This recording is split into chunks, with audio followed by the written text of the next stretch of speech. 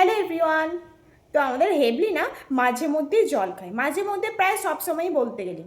ওর জন্য বালতি মগ বাটি সব রাখা থাকবে, কিন্তু না ওখান থেকে ও জল খাবে না। ও জল খাবে যে বালতিগুলো কলতলায় জল তোলা থাকবে সেখান থেকে।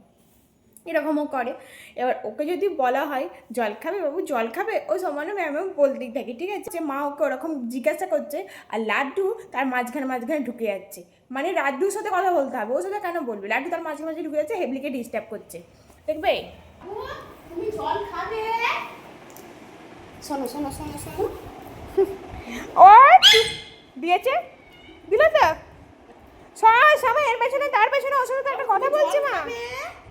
তুমি জল খাবে?